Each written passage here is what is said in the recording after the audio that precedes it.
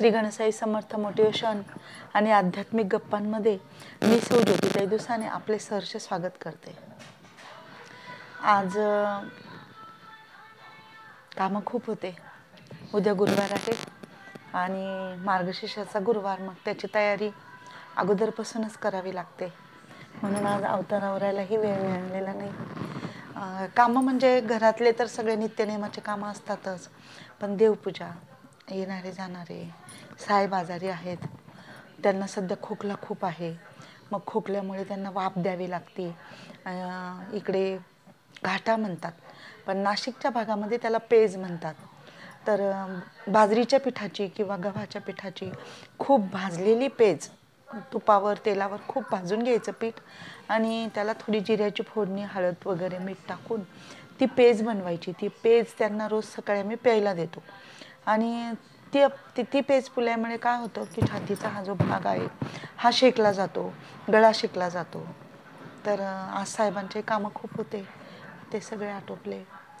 मी आज या गप्पा का मारते आहे तर मला काही कमेंट आल्या काल, त्या कमेंट ह्या स्वरूपाच्या आहे की ताई तुम्ही हे सगळे कामं स्वतः करतात का, केव्हा करतात, कसं करतात, इतकं कसं काय मॅनेज करतात, देवपूजा, घरातलं सगळं आवरणं, परत प्रश्न बघणं, ऑनलाईन प्रश्न बघणं, त्यानंतर बेंटेक्स ज्वेलरी विकणं, हे सगळं तुम्ही कसं काय हँडल करू शकतात।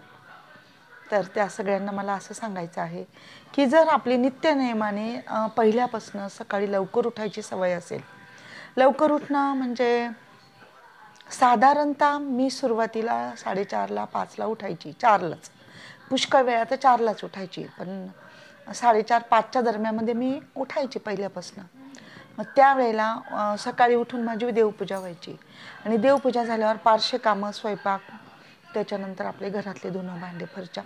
आपण जर पहाटे लवकर उठलो तर 12 वाजेपर्यंत आपले कामं जरूर आटोपतात आणि ती सवय मला फार पूर्वीपासून आहे, आत्ताही। आणि स्वामींच्या कृपेने, एक स्वामींची माझ्यावर कृपा आहे की मी जे काम हातात करायला घेते ते स्वच्छ, टापटीप, आणि ज्या महिला ते काम 1 तासात करत असतील माझ्याकडनं ते काम अर्ध्या तासातच होतं, ही माझ्यावर स्वामींची कृपा आहे।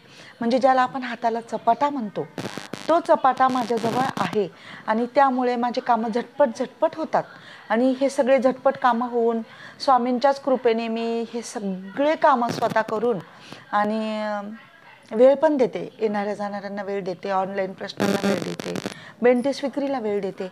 आणि एक वेळ ठरलेली असते की चला आता 12 वाजले, 12 वाजेपासून तर आपल्याला संध्याकाळच्या 5 वाजेपर्यंत लोकांना वेळ द्यायचा आहे। मग लोकांना वेळ देण्यामध्ये 3 कामं आहे। ते 3 कामं असे आहेत की प्रश्न बघणे, ऑनलाईन प्रश्न पाहणे आणि बेंटेक्स विक्री, हे 3 कामांना मी 12 ते 5 वेळ देते। मग नंतर 5 वाजेपासून आपले घरातले कामं असतात, दिवाबत्ती आहे, स्वयंपाक आहे। आता सध्या तर माझ्या हाताखाली वैष्णवी आहे, त्यामुळे ती झाडझूड करते, कपड्यांच्या घड्या करते, अशा बरेचसे कामं, काही बसल्या बसल्याचे कामं ताई करते। मग हे कामं माझ्या आत्ता सध्या वाटले गेले, काही मोठे कामं असले सुनबाई करून घेतात। तर हे कामं वाटले गेले आहेत माझे, परंतु मी रिकामी नाही। हो, हे महत्त्वाचं आहे की कामं वाटले गेले माझे, परंतु मी रिकामी मात्र नाही। आणि सुरुवातीला जेव्हा माझ्या सुनबाई नव्हत्या, तायडी सुरतला होती, वैष्णवी लहान होती, त्यावेळेला माझे सगळे कामं मी एकटी करत होते, म्हणजे सकाळी 4 ते रात्री 11पर्यंत।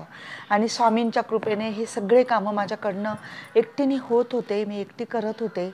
आणि त्याच्यामध्ये देवपूजा, घरातल्यांचा स्वयंपाक सकाळचा वेळेवर, त्याच्यानंतर धुणं भांडे फरशा, दुपारी प्रश्न बघायला आलेले लोक, संध्याकाळचं काम पुन्हा संध्याकाळी, असं मी सगळं एकटी करत होते। आणि ही माझ्यावर स्वामींची कृपा आहे। स्वामींची कृपा आहेच, परंतु माझ्या मनात एक तळमळ असते। रात्री झोपताना मी ठरवते मी सकाळी ह्याच वेळेला उठली पाहिजे, मला उद्या हे कामं आहेत, माझे हे कामं झालेच पाहिजे, अशी जी आपल्यामध्ये तळमळ असते, ती तळमळ आणि ते करायचे कामं याची जर आपण सांगड घातली छान, तर आपले कामं छान आणि रेग्युलर वेळेवर होतात। याचा मला जीवनामध्ये खूप अनुभव आहे।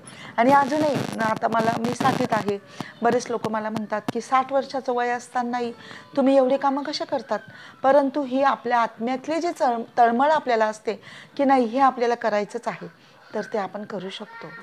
पायी पायी चालणं झालं किंवा काही कष्टाचे कामं झाले, ती आपली तळमळ असली तर आपण ते जरूर करतो. आणि माझा तरी एक असा सल्ला आहे की काही भगिनी माझ्या वयाच्या असतील, काही लहान असतील किंवा आत्ताची नवीन पिढी असेल, तर त्यांना मला याच्यातनं गप्पांमधून हा संदेश द्यायचा आहे की आपण जितकं नियमशीर कामं करू आणि जितकं आपण कष्टात राहू, तितकी आपली तब्येत आपल्याला पुढच्या काळात साथ देते. आणि जितकं आपण मागे केलं, पुढे केलं, कामं वेळेवर नाही केले, तर मग ते कामं आपलेच हवं आले आमचे हवं आले. बघा माझे आहो सध्या आजारी आहेत, पण छान आनंदी राहतात. त्यांच्यासाठी जीव तळमळतो. माझ्या आहोंना लवकर बरं वाटावं. श्री स्वामी समर्थ.